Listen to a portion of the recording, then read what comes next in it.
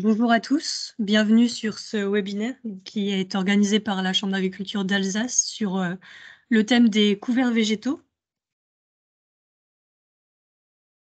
Alors, avant de commencer, on va juste rappeler quelques règles d'utilisation de l'outil, donc Microsoft Teams.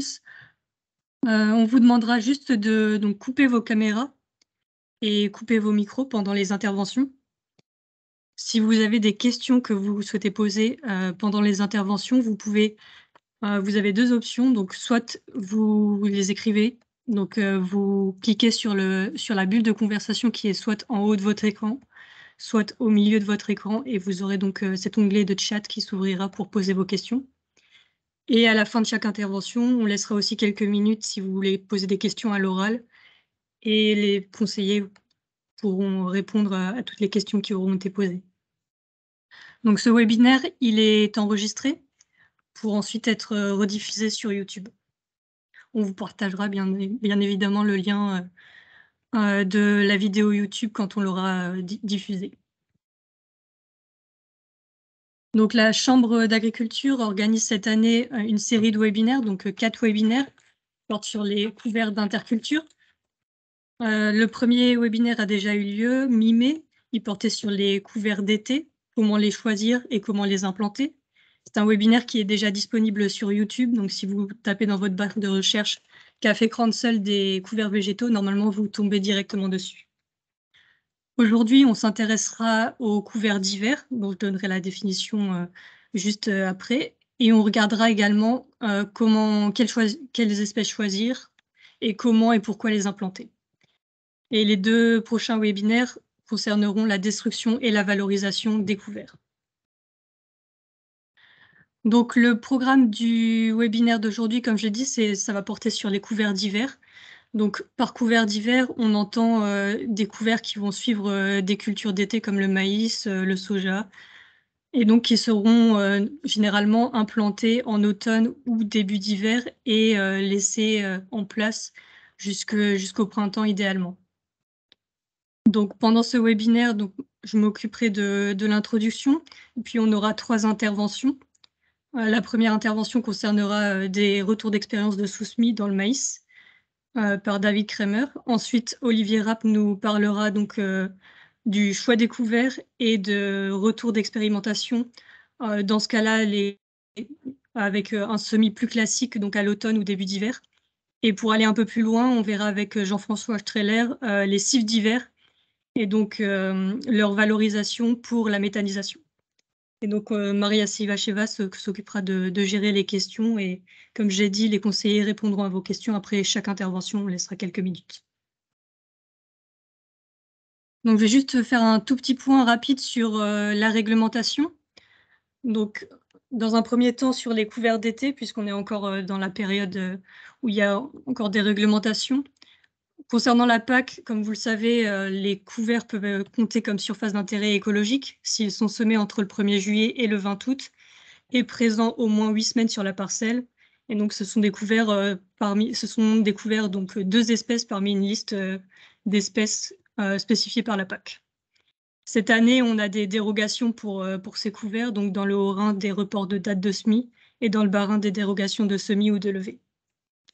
En ce qui concerne la directive nitrate, en interculture longue après les cultures récoltées avant le 1er septembre, on a une implantation obligatoire de couverts pendant au moins 2 mois et jusqu'au 15 octobre dans les zones vulnérables, donc en vert sur la carte, et jusqu'au 1er novembre dans les zones renforcées qui sont orange sur la carte. En ce qui concerne les couverts d'hiver qui nous intéressent aujourd'hui, il n'y a pas vraiment d'obligation dans la réglementation de semis de couverts d'hiver. Il y a seulement dans la directive nitrate une spécificité pour les cultures récoltées après le 1er septembre. Il faut donc broyer finement les cannes et enfouir les résidus sous 15 jours après la récolte. Mais rien n'empêche, après ces cultures-là, d'implanter un couvert d'hiver. Et donc, c'est ce qui va nous intéresser aujourd'hui. Et au-delà de l'aspect réglementaire, quels sont les objectifs de ces couverts d'hiver? Comment ils peuvent améliorer la matière organique du sol, la structure du sol, la vie et la fertilité du sol? Et donc, on verra avec nos différentes interventions quels sont donc les objectifs de ces couverts et comment les implanter. Donc maintenant, je vais laisser la parole à mon collègue David Kremer qui va vous parler donc des sous-semis dans le maïs.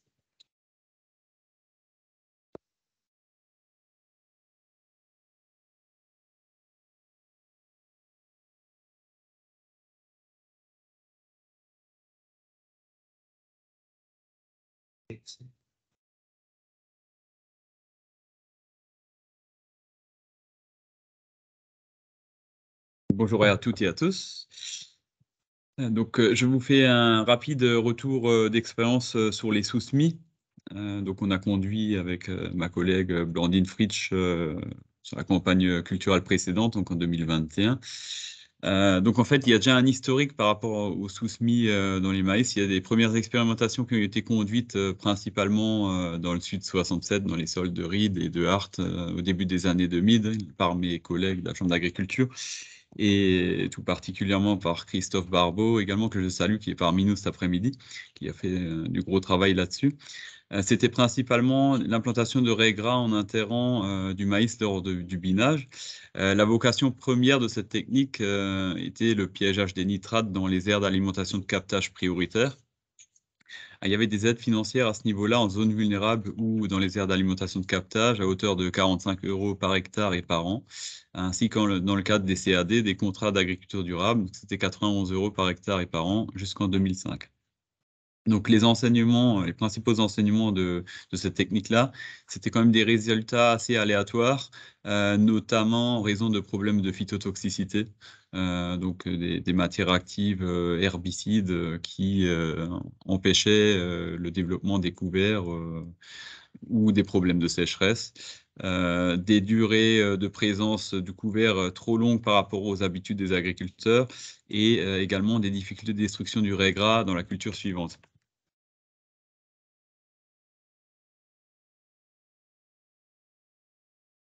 Défile pas.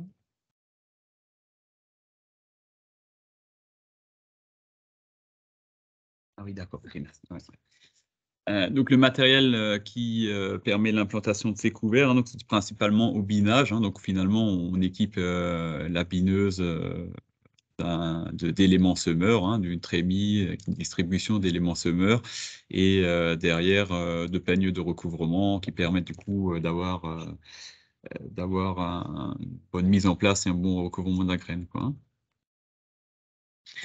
Alors pourquoi on a souhaité relancer ça en 2021, étant donné qu'on avait quand même déjà pas mal de résultats, pas mal d'enseignements de ces techniques-là?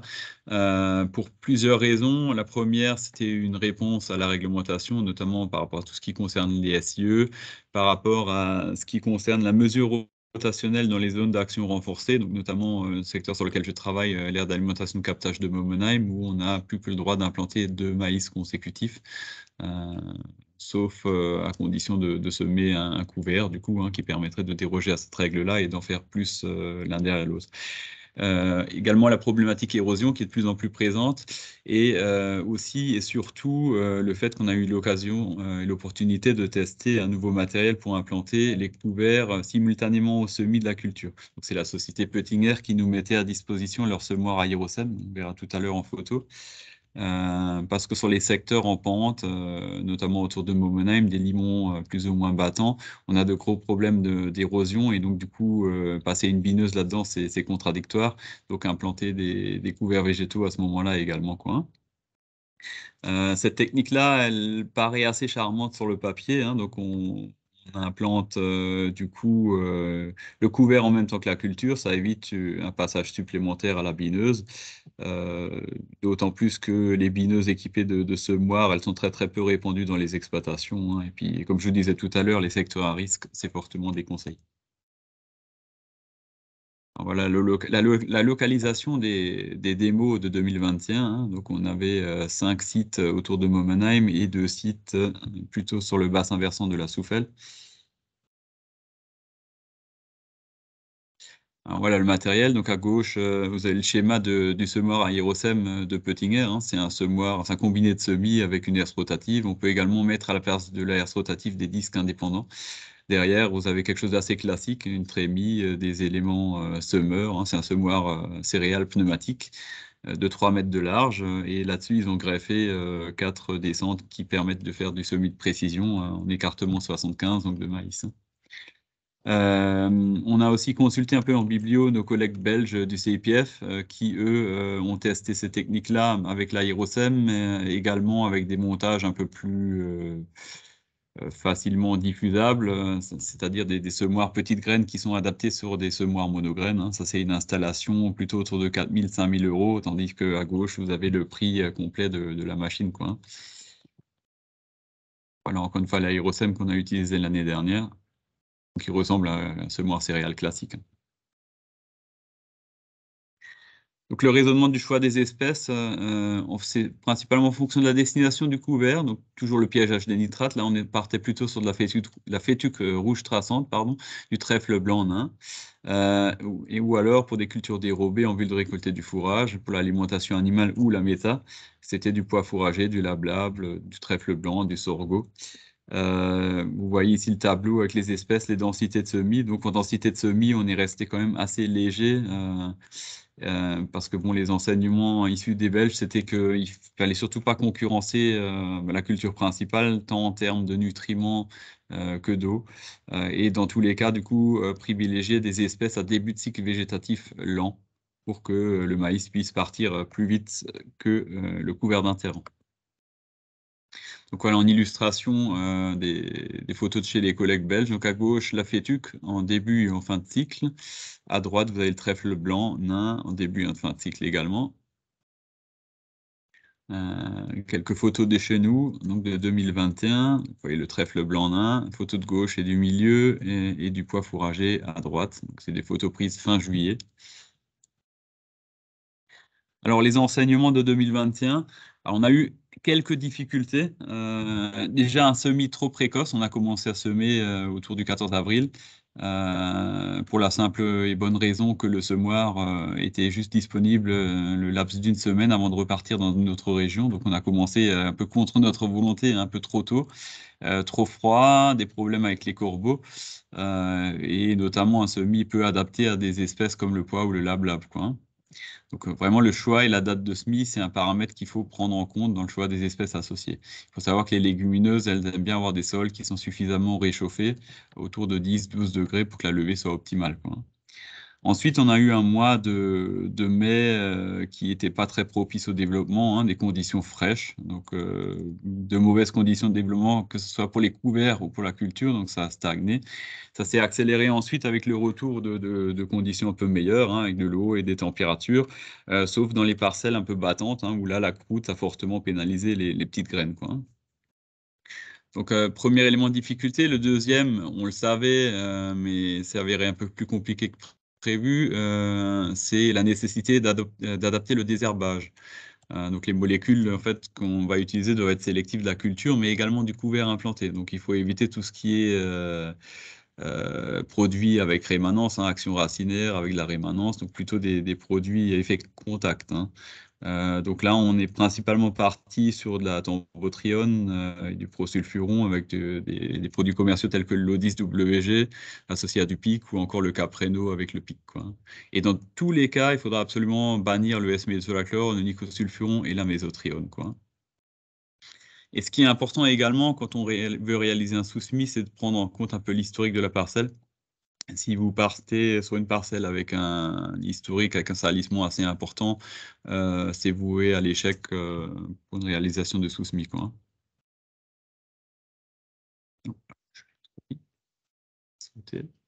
Voilà, on passe, on a également testé cette année une technique de sous-semis par drone avec la société Aérovision. Donc là-dessus, je laisserai la parole à ma collègue Solène et puis je reviendrai vers vous pour les questions fin d'intervention, quoi. Merci David. Donc effectivement, on voulait vous parler un petit peu en ouverture de cette technique de sous-semis par drone qui est encore au stade d'expérimentation. Donc ça se passe avec la société Aérovision, donc qui est une entreprise alsacienne. En fait, le principe de cette technique, c'est de semer le couvert plus tard que ce qu'on ferait avec un semis au binage, donc plutôt à la période de début de sénescence des feuilles du maïs. vers fin août, début septembre en général, pour que le couvert puisse bénéficier de plus de lumière, quoi. Une des conditions, c'est que les parcelles doivent être irriguées. Il faut qu'il y ait au moins encore un tour d'irrigation pour que le couvert puisse en bénéficier et que les sols soient non battants pour que le couvert puisse lever, en fait. Au niveau des graines et de la densité de semis qui a été utilisée, qui est conseillée par l'entreprise Aérovision, en fait, il faut des graines qui soient pas trop grosses pour une question d'efficacité et puis de coût de l'intervention. Donc, en général, des graines plutôt de taille inférieure ou égale à celle du radis chinois, avec une densité optimale de 10-12 kg/hectare pour prendre en compte donc les 10 à 15% de graines qui ne vont pas tomber au sol, qui vont être restées coincées dans le cornet du maïs ou voilà, qui ne tomberont pas au sol. Au niveau de la vitesse de semis par drone, on peut faire entre 30 et 50 hectares par jour. Et donc Aérovision conseille comme mélange, ils ont déjà fait des expérimentations en fait les 2 dernières années et ce qui fonctionnait bien, c'est les trèfles blancs et violets avec du radis chinois, de la facélie et de la moutarde, ou bien de la veste, du sainfoin, de la facélie et de la navette. Mais évidemment, ce sont des mélanges qui sont ensuite à adapter en fonction des objectifs de l'agriculteur. Et donc cette année, donc en 2022, on a testé cette méthode de sous-semis par drone dans le maïs à Ilsenheim, donc dans la plaine du Ried, avec donc Aérovision et Ambrooster. Donc cet essai, il se place dans le cadre des paiements pour services environnementaux qui ont été mis en place par le syndicat de l'eau dans le captage d'Ilsenheim. Et donc dans le cadre de ces PSE, il y a un indicateur de couverture du sol. Et une des pistes de travail pour les agriculteurs engagés, c'était donc le couvert après le maïs. Et donc 2 exploitants qui s'étaient engagés dans les PSE ont souhaité tester la technique de sous-semis par drone dans le maïs cette année sur un total de 8 hectares. La première exploitation, qui est donc en non-labour, a choisi un mélange plutôt de trèfle avec du trèfle blanc, du trèfle violet, du trèfle squarosum. Ça a été semé donc au 10 août, juste avant le dernier passage d'irrigation, à 12 kg/hectare. Et ensuite, donc, l'objectif, c'est de laisser le couvert en place et de semer directement le blé dedans. Pour la deuxième exploitation, elle a utilisé un mélange qui était proposé par Ambrooster, avec du trèfle, de la facélie, du radis chinois, semé également au 10 août, avant le dernier passage d'irrigation, à 12 kg/hectare. Et donc, le couvert sera laissé en place jusqu'à la fin d'année ou jusqu'à fin janvier maximum. Ensuite, il y aura un labour pour préparer le sol pour la culture suivante qui sera du maïs. Et donc là, sur la photo, on a donc la levée qui avait été observée fin août par les agriculteurs. Et nous, à la Chambre d'agriculture, donc on va suivre le développement de ces couverts, notamment à partir du 20 septembre. Donc c'est encore quelque chose à suivre, mais on voulait donc ouvrir un petit peu cette présentation là-dessus. Donc maintenant, on peut laisser un petit peu de temps pour les questions, si vous en avez. Si vous souhaitez poser vos questions à l'oral, vous pouvez donc lever la main, ouvrir votre micro et puis poser les questions si vous en avez.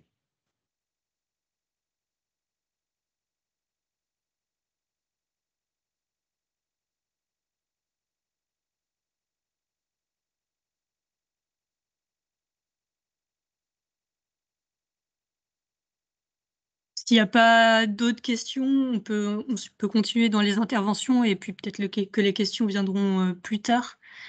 Donc, si effectivement il n'y a pas de questions, je peux laisser la main à Olivier pour qu'il mette son diaporama et qu'il prenne la prochaine intervention. Et pendant que Olivier met en place son diapo, il y a une petite question qui est arrivée dans le chat sur le type de trèfle qui était fait sur la deuxième exploitation. Alors sur la deuxième exploitation, il me semble que ça devait être du trèfle violet.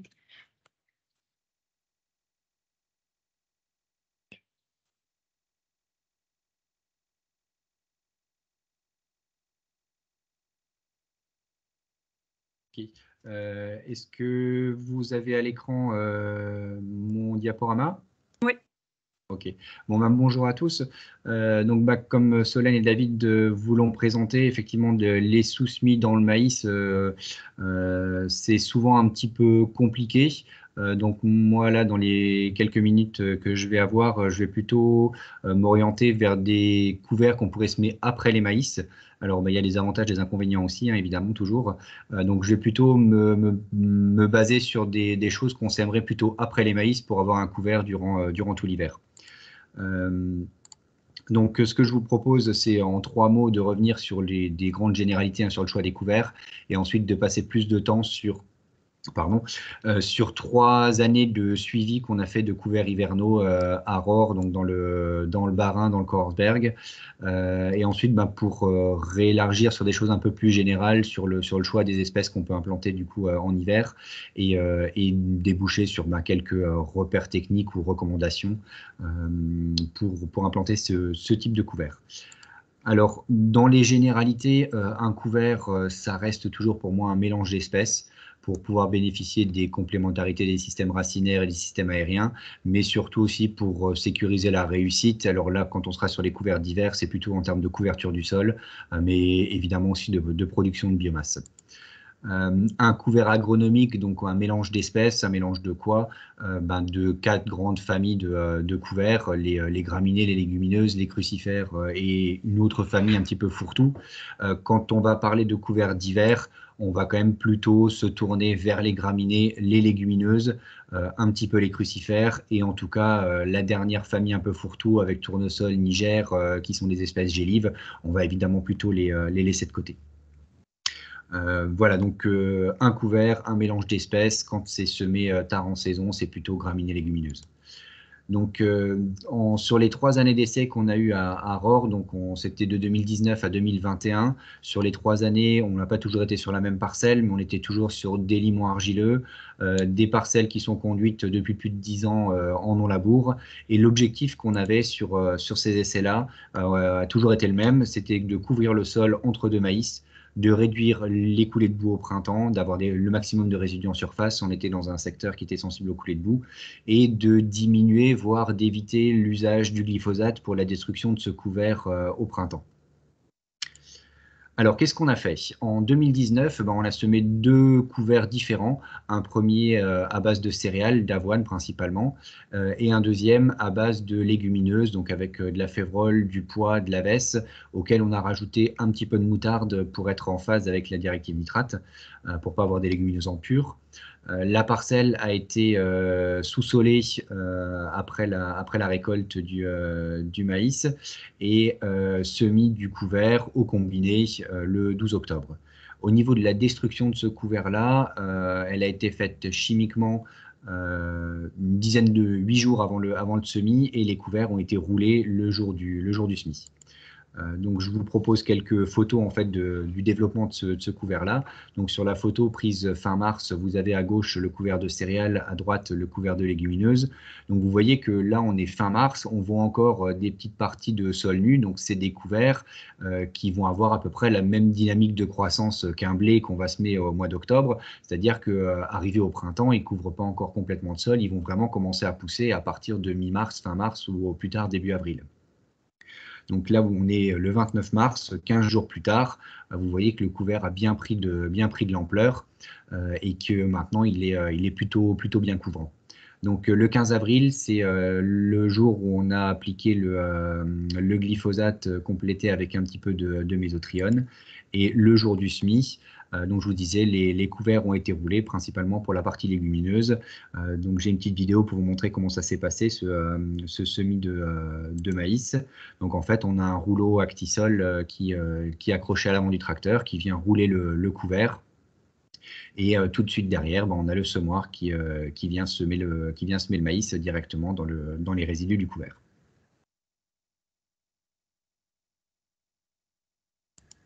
Le 17 mai, donc on est 3 semaines après le semis. Donc sur la partie gauche, vous voyez l'avoine qui a été grillée par le glyphosate. Sur la partie de droite, on voit que les légumineuses sont plus très vaillantes, en tout cas elles sont encore un petit peu verdâtres, blanchâtres, elles sont complètement maîtrisées, elles ne concurrencent plus le maïs.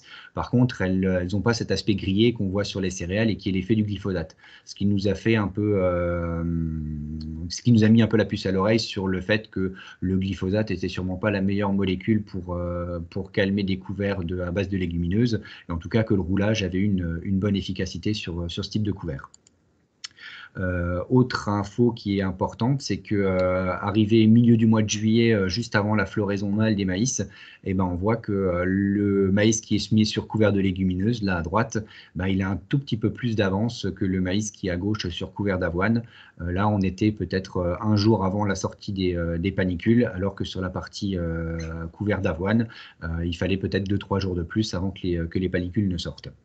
Donc, enseignement de cette année 2019, les couverts de légumineuses semblent plus propices au développement du maïs que les couverts de céréales. 2020, on a essayé de plus travailler la destruction du couvert. Donc, on est resté avec qu'une seule modalité de couvert, même type de couvert qu'en 2019, un mélange févrole-poivès auquel on avait rajouté toujours un petit peu de moutarde. La parcelle a été déchaumée après la récolte du maïs et le semis s'est fait de nouveau au combiné. Là, pour le coup, un peu plus tard, les récoltes avaient été un peu plus tardives et donc le couvert a été semé le 1er novembre. La destruction s'est fait sur un essai un peu plus classique avec 4 modalités que vous voyez apparaître là. Donc on a 3 répétitions à chaque fois. Vous voyez les 4 modalités qu'on a testées sur la dernière ligne de l'essai. Donc on avait soit du glyphosate à 1 litre, soit du Callisto à 0,5 et qui ont été appliqués en prélevé du maïs. Donc quelques jours après le semis, et on a comparé ça à des applications de post-levé à base de Callisto et de pic ou de Capreno et de pic au stade de 3 feuilles du maïs. Alors là, je vous affiche une photo de cet essai prise le 18 mai. Donc là, le maïs était à peu près au stade 2 feuilles. Alors qu'est-ce qu'on peut voir très très visuellement là-dessus? Ça, c'est la modalité glyphosate. Donc, encore une fois, ça confirme que le glyphosate n'est pas du tout la molécule la plus adaptée pour détruire un couvert de légumineuses. Par contre, là, vous avez les 3 répétitions de la modalité où on a appliqué 50 grammes de mésotrione, donc l'équivalent du Callisto. Et là, on voit que le couvert est beaucoup mieux mouché, blanchi, et en tout cas a complètement arrêté sa croissance. Donc, enseignement de cet essai 2020, le glyphosate n'est pas la meilleure molécule pour s'occuper des couverts de légumineuses, et en tout cas une destruction mixte donc, qui associe roulage, donc destruction mécanique, plus chimique est possible et plutôt prometteuse sur ce type de couvert. Dernière année d'essai, on a remis en place 2 couverts différents, un couvert de céréales avec du seigle fourragé et de nouveau notre mélange qui est devenu maintenant un petit peu standard légumineuse avec févrole poivès, toujours un peu de moutarde, même itinéraire de travail du sol, déchômage après la récolte et semis au combiné, de nouveau un petit peu tardivement le 30 octobre.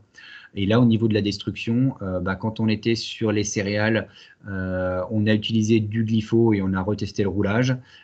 Et quand on était sur les légumineuses, on a abandonné le glypho, on a utilisé que la mésotrione combinée à du roulage au moment du semis. Alors ça, c'est l'état de la plateforme le 21 juin. Donc pour moi, il y a 2 modalités qui ressortent de cette plateforme-là. La première, c'est celle que vous voyez encadrée en jaune, là, qui est du seigle qu'on a détruit au glypho à la fin du mois de mars.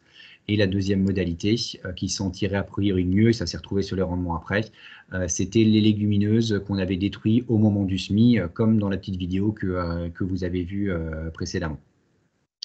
Alors pourquoi est-ce que les autres modalités, notamment de date de destruction du seigle, se sont vraiment moins bien passées? Pour plusieurs raisons. C'est que quand on détruit tardivement des céréales, on a une concurrence pour l'azote qui se met en place. Sur ce graphique, là, on a mesuré les reliquats le 21 avril, donc au moment juste avant le semis du maïs. Donc en bleu, vous avez le reliquat dans le sol nu, où on avait à peu près une centaine d'unités d'azote qui étaient présentes dans le sol à ce moment-là. La barre rouge, la barre verte, c'est les reliquats qu'on a mesurés dans le seigle qu'on venait de détruire. Donc là, vous voyez qu'il manque à peu près la moitié de ce qu'on avait dans le sol nu, donc le seigle, la pompe et l'azote. À l'inverse, au niveau du couvert de légumineuses, les légumineuses fixant l'azote de l'air, elles vont beaucoup moins se nourrir sur l'azote du sol, donc on garde le potentiel azote pour le maïs. Deuxième chose, difficulté de destruction d'une céréale quand elle est plutôt avancée en stade. Là, c'est le seigle qu'on a voulu détruire au moment du semis, donc par roulage et complété avec du glyphosate. Vous voyez que 10 jours après le semis, le seigle s'est largement relevé. En fait, le roulage n'était pas efficace et le glyphosate ne suffit pas encore pour le détruire complètement. Les céréales, on dit que pour pouvoir les rouler, il faut les détruire à l'épiaison. En 2021, si on avait voulu attendre l'épiaison pour semer le maïs, on aurait attendu probablement jusque vers le 20 mai pour détruire ce couvert. Et dernière chose, une concurrence au niveau de l'absorption d'eau. Donc ces modalités-là, on en avait équipé plusieurs avec des sondes capacitives pour mesurer l'humidité du sol en continu. Donc sur le graphique, vous avez la courbe marron là, qui correspond à l'humidité du sol en situation de sol nu. En violet, vous avez l'humidité du sol pour le couvert de légumineuses et en vert, l'humidité du sol pour le couvert de céréales, le tout à 30 cm de profondeur. Donc là, ce qu'on sentait déjà un petit peu et qui est un peu confirmé par ces mesures, c'est que a priori, les céréales sont beaucoup plus agressives sur la réserve en eau, en tout cas au printemps, et donc viennent concurrencer la quantité d'eau qui est disponible pour le maïs pour la suite de la campagne. 2021 ayant été une année plutôt humide au printemps, vous voyez qu'après les pluies, en fait, cette eau qui a été absorbée par le couvert a été gommée, mais en situation de printemps plus sec, ça peut engendrer des problèmes pour la croissance du maïs par la suite. Donc, conclusion de cette année 2021, quand on utilise des céréales en couvert entre deux maïs, en tout cas avant maïs, il faut quand même penser à le détruire plutôt tôt et le glyphosate reste toujours un bon concurrent pour ce type de destruction. Quand on est sur un couvert de légumineuses, on peut les laisser pousser beaucoup plus longtemps jusqu'au semis et du coup s'affranchir du glyphosate, les détruire en combinant le mécanique et le chimique mais sans glyphosate. Donc, pour moi, la synthèse de ces 3 années, les grands enseignements à tirer, c'est que entre deux maïs, les légumineuses sont plutôt des bonnes options à préférer par rapport aux céréales. Par contre, en termes de date de semis du couvert, si les légumineuses sont semées tardivement, elles ont quand même beaucoup plus de mal à se développer. Donc, si la date de semis du couvert intervient avant le 15 octobre, pour moi, on peut privilégier les légumineuses. Si on est après le 15 octobre, si on veut quand même mettre un couvert, pour moi, on s'oriente plutôt vers un couvert de céréales. Et du coup, en termes de destruction, si on est parti sur de la céréale, on reste sur une destruction précoce à base de glyphosate. Et à l'inverse, si on est sur une légumineuse, on peut détruire ça plus tardivement en combinant roulage et utilisation, entre autres, de la mésotrione. Il y aurait peut-être d'autres molécules à aller chercher aussi. Alors, du coup, je reviens sur un cas un petit peu plus général. Donc là, on était sur un cas particulier de couvert entre deux maïs. Les 4 questions à se poser avant de semer son couvert qu'on avait déjà évoquées au précédent webinaire restent complètement d'actualité. Avant de choisir un couvert, il faut se poser la question de la culture suivante. Est-ce qu'on va être avant un maïs, avant une betterave, un soja ou un tournesol? Donc on ne va pas choisir forcément les mêmes espèces. Quel est l'objectif du couvert? Ça reste toujours très important de savoir pourquoi est-ce qu'on veut semer ce couvert. Et les 2 dernières questions qui sont les plus importantes pour moi, c'est quand est-ce que je vais pouvoir semer mon couvert? Si c'est avant le 15 octobre, ça vaut encore le coup de mettre des légumineuses. Si c'est après le 15 octobre, on s'oriente peut-être plutôt vers des céréales. Et finalement, c'est le choix de mes espèces qui vont un petit peu conditionner la manière et la date dont je vais détruire mon couvert. Si on est sur les céréales, plutôt mi-fin mars par voie chimique, et si on est sur des légumineuses, c'est par voie mécanique ou mixte, à partir de la mi-avril, au moment du semis de la culture. Alors, une chose que j'avais déjà évoquée au précédent webinaire aussi, avant de semer, pour moi, c'est assez indispensable de vérifier le PMG des espèces que vous allez semer. Ça se fait très facilement. Il suffit de compter une centaine de graines, de le faire 3 fois et puis de les peser, et de faire un test de germination sur ces semences, surtout pour les semences de ferme ou pour les semences qui sont restées dans le sac pendant quelques années. Pourquoi?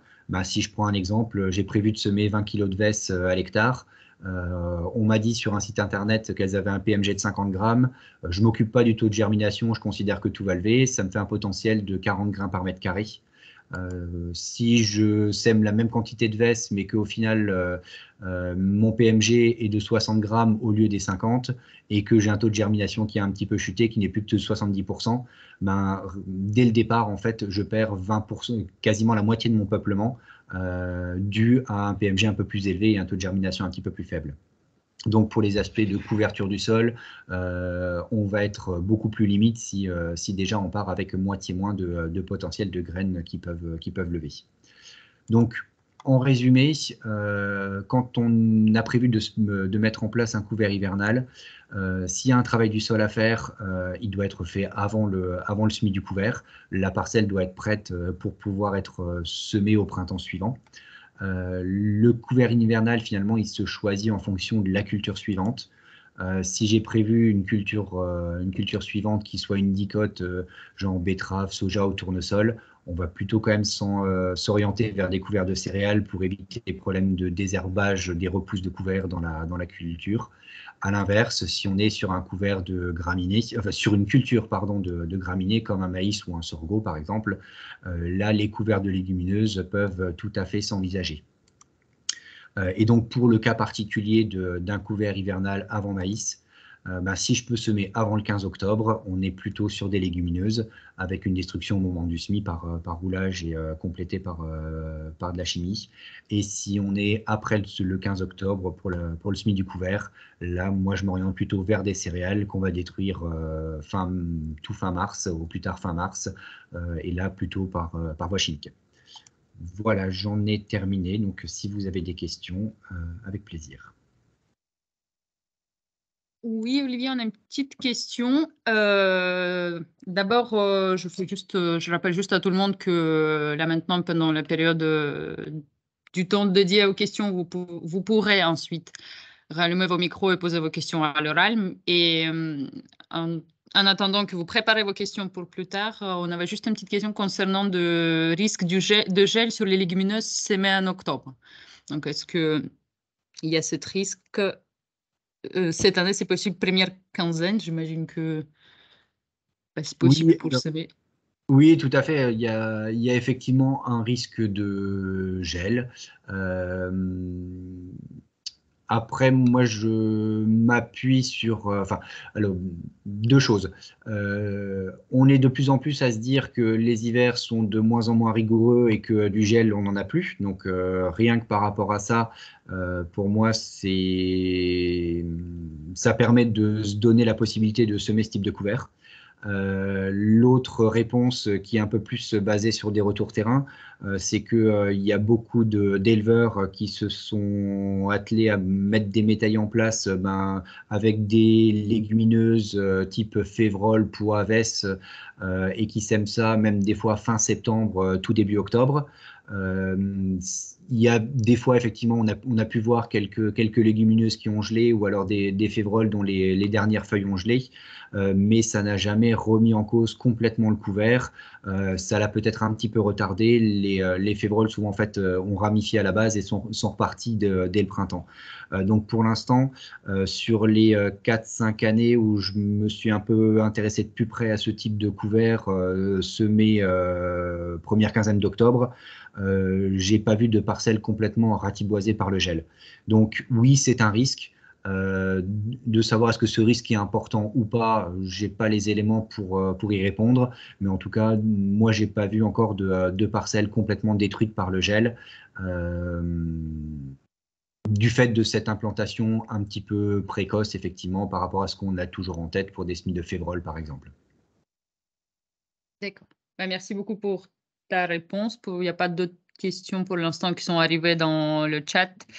Et donc, vous pouvez voir sur votre écran, là-haut, à droite de votre écran, un sigle de micro. C'est marqué microphone en dessous aussi. Donc, si vous avez encore les questions, vous avez une petite minute pour les poser. Peut-être d'autres choses. Et si vous n'avez pas de questions, on pourra, je pense, continuer sur prochaine présentation. Oui, donc bonjour à tous. Je vous propose un panorama des cibles d'hiver et des facteurs de réussite. Alors, par rapport à ce qui a été dit avant, on est sur un créneau de couvert et on est bien sur une culture que l'on va récolter. Alors, je propose en fait 5 petits chapitres dans ces cibles d'hiver. D'abord, quel potentiel biomasse et potentiel méta. Jean-François, une seconde Oui, que je mette pardon. le diaporama. Je suis désolée. Attends, il faut que je le partage. Pardon.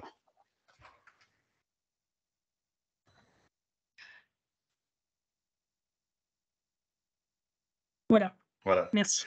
Donc, premier chapitre est les potentiels méta et biomasse. Qu'est-ce qu'on peut en attendre pour des cibles d'hiver? On verra ça à partir des essais locaux et de la biblio. Comment choisir une date de récolte pour maximiser le potentiel méta, avec quelles conséquences sur la culture suivante? Quel est le coût de production des cives et quelles références économiques adopter dans un contexte perturbé qui est celui d'aujourd'hui? Quatrièmement, quelles précautions prendre au moment de l'ensilage des cives d'hiver? Et enfin, quelle espèce choisir avec pour chacune ses atouts et ses limites? Donc, suivante.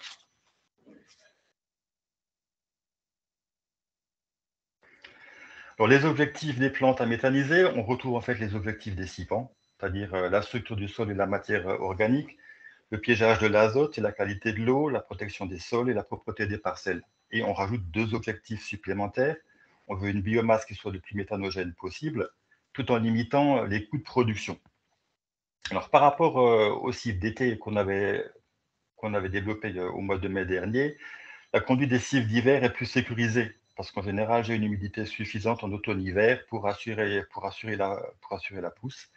Les handicaps seront davantage supportés par la culture suivante, notamment un démarrage difficile si la cive laisse un sol très sec et une perte potentielle en fait de rendement si la tardivité doit être revue à la baisse, donc celle de la culture principale. Suivante.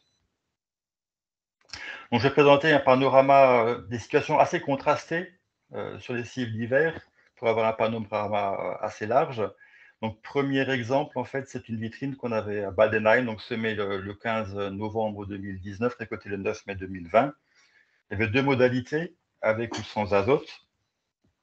Et donc, on voit que sur un sol filtrant avec un printemps plutôt sec, on n'est pas à l'abri en fait, de rendement assez faible. Là, on avait tiré entre 2 et 4 tonnes de matière sèche par hectare. Pas de grande différence entre les modalités avec ou sans azote, mais on voit déjà en fait se dessiner quelles espèces utiliser. Un triticale ou un seigle, et éventuellement combiné à une légumineuse. On remarque aussi que la combinaison de plusieurs espèces est souvent une source de résilience supérieure, si vous comparez le triticale ou le seigle en solo versus triticale ou seigle associé.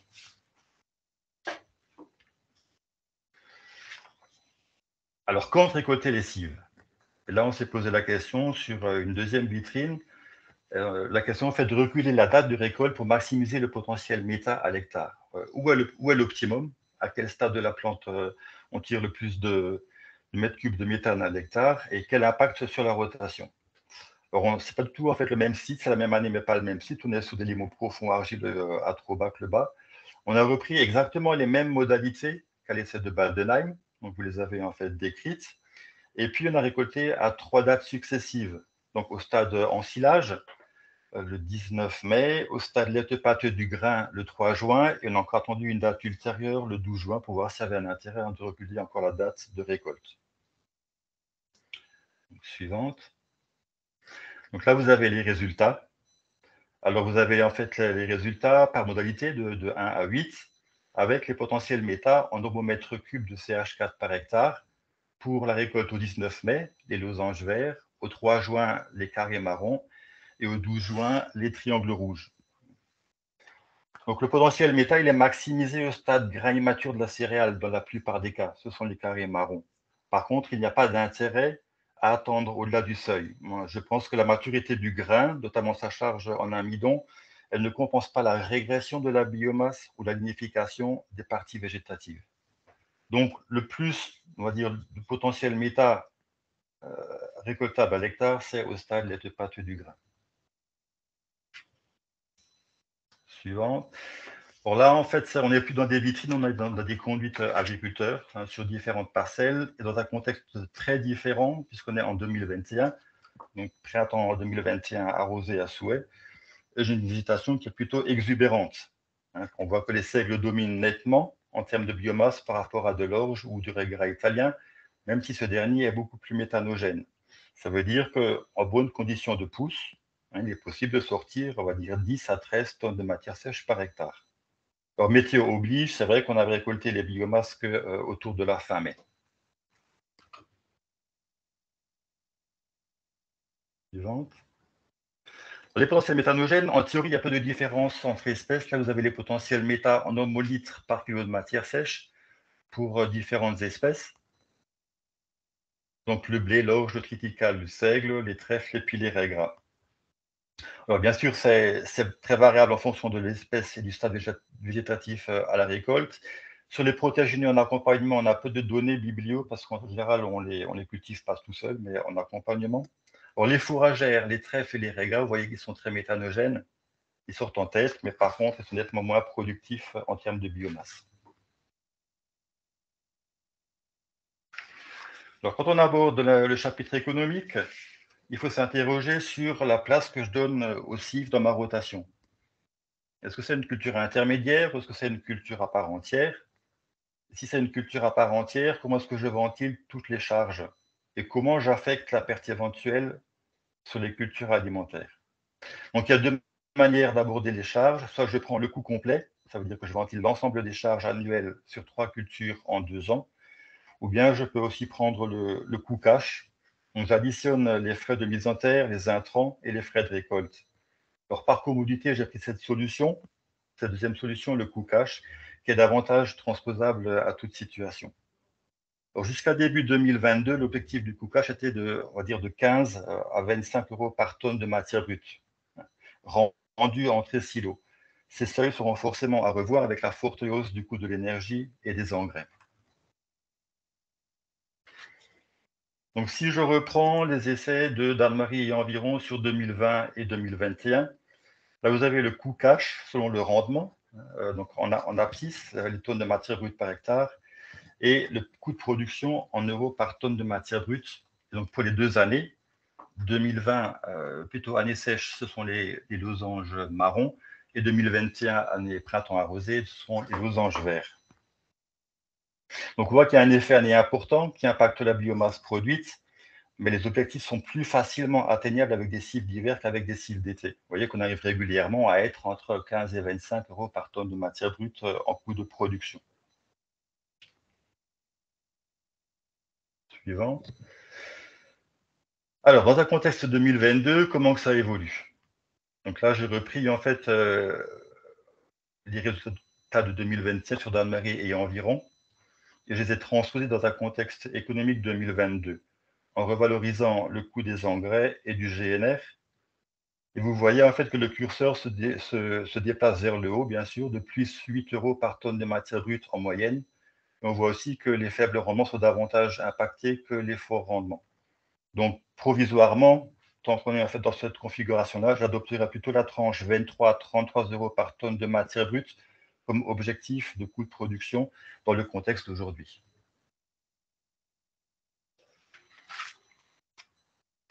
Alors, adapter le système de culture. On revient sur l'essai en fait de Trobac en 2020 avec 3 dates de récolte. Si je récolte au stade immature, il faut que je pose la question du choix de la deuxième culture.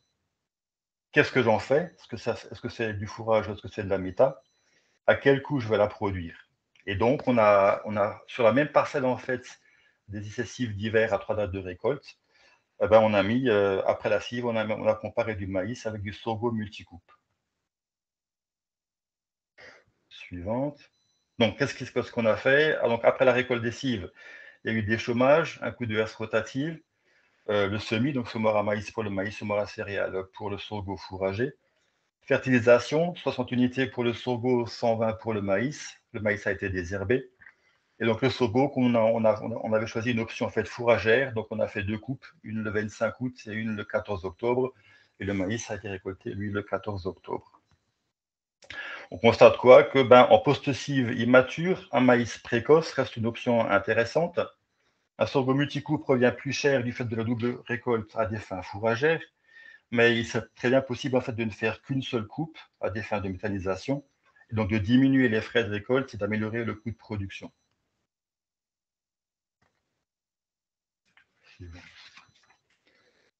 Alors, la conservation des cives en ensilage. Donc, les cives d'hiver sont récoltées en général du stade épuisement au stade laiteux pâteux. Une recension des résultats assez large fait état de taux de matière sèche assez faible, 15 à 30% à la récolte. On est plutôt à 15-20 quand on fauche, qu'à 30. Donc, ça conditionne le chantier de récolte. Donc, la récolte des cives, c'est finalement un compromis.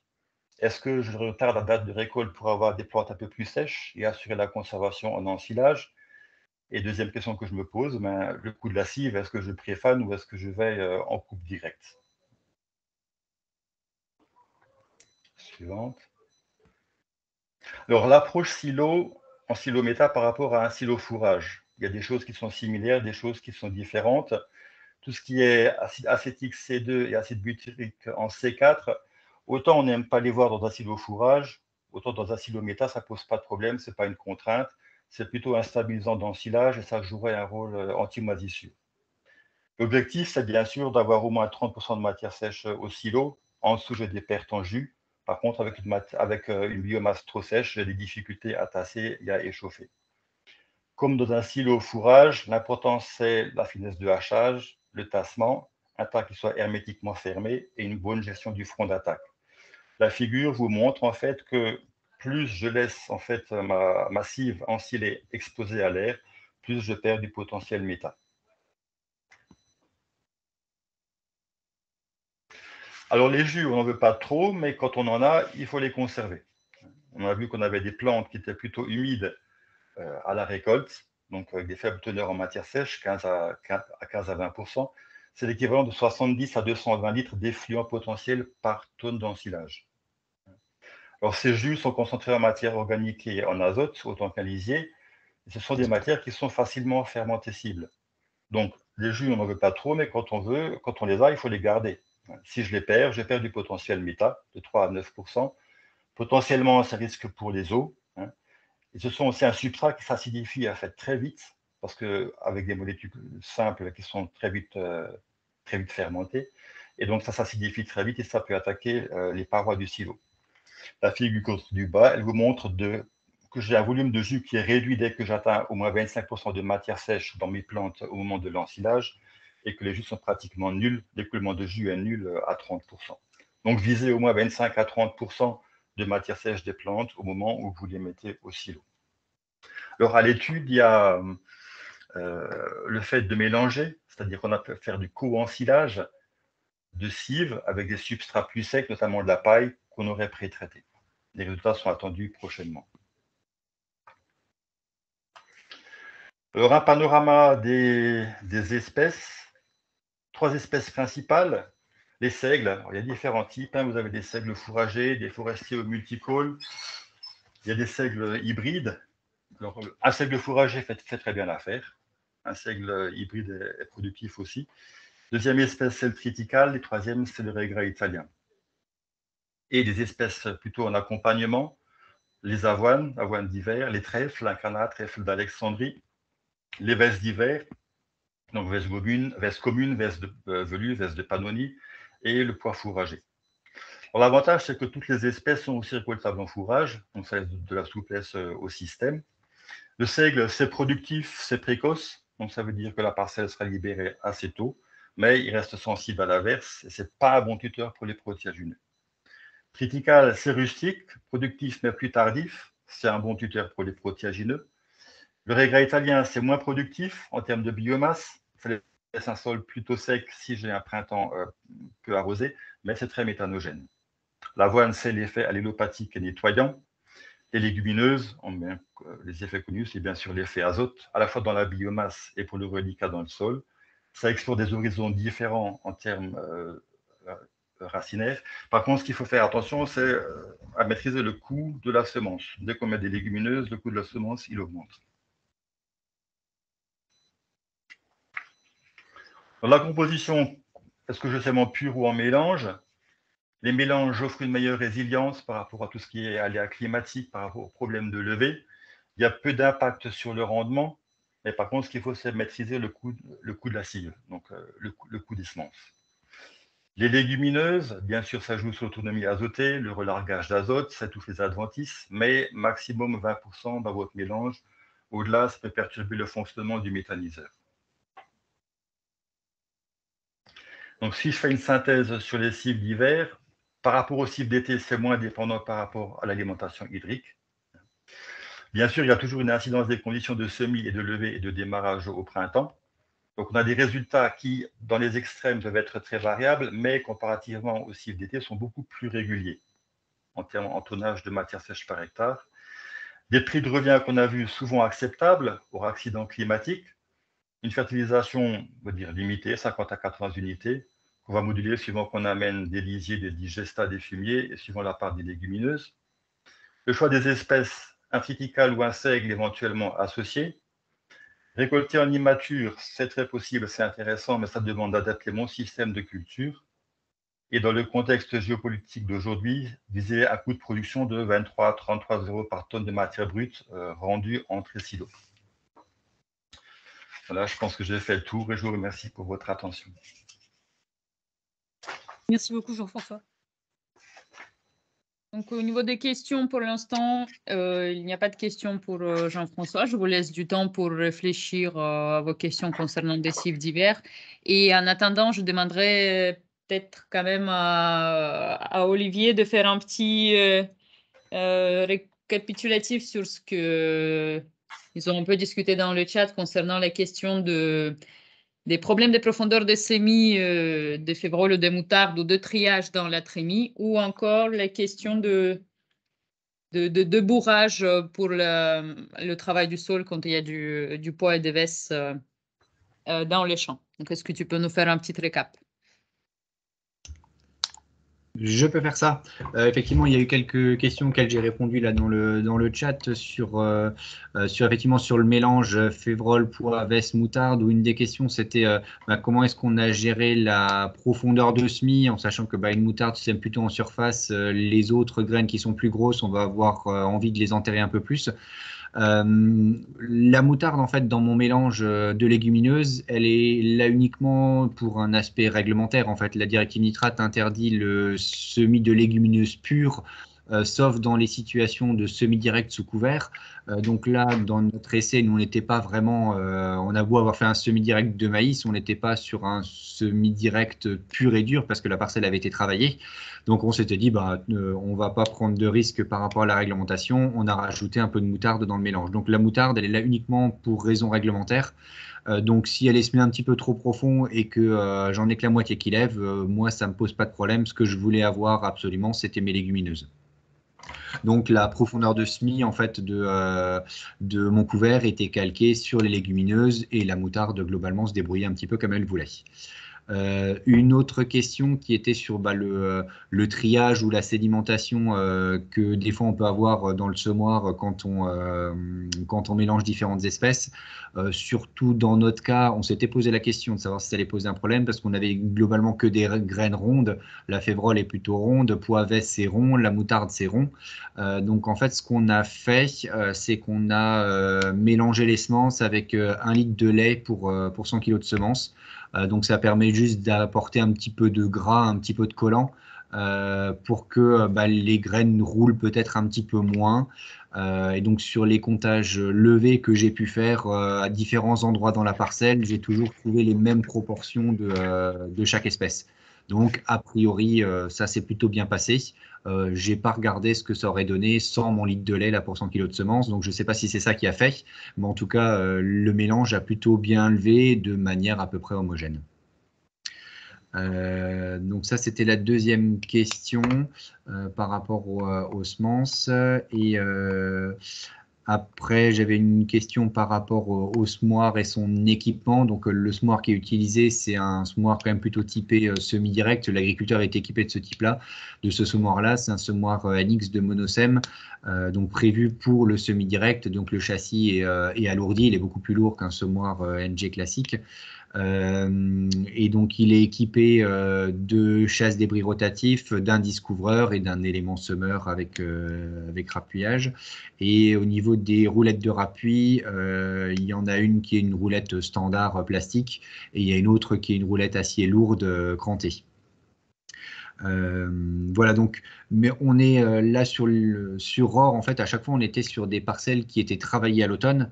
Donc, je me pose la question du est-ce qu'un semoir direct est absolument nécessaire?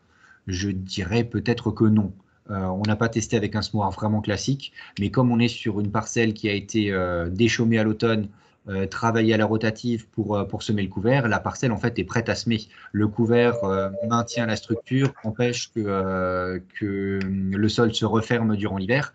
Donc finalement, on est dans des conditions plutôt favorables en termes de structure de sol, hein, pour venir semer au printemps. Voilà, si vous avez d'autres questions, n'hésitez pas. Je pense qu'on a peut-être encore quelques minutes. Si vous voulez les poser à l'oral, à David, à Solène, à Jean-François ou à moi, c'est le moment. Effectivement, on a encore quelques minutes, donc n'hésitez pas si vous voulez allumer vos micros et poser vos questions directement à l'oral.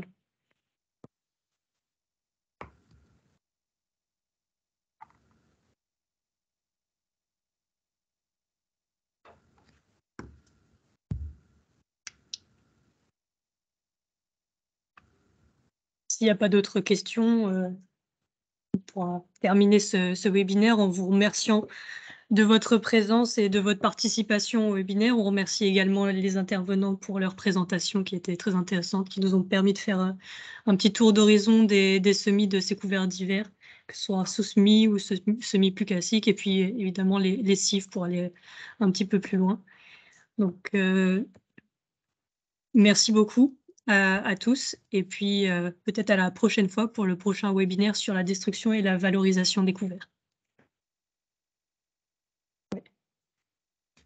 Les prochains webinaires, donc ce sera octobre et novembre, normalement.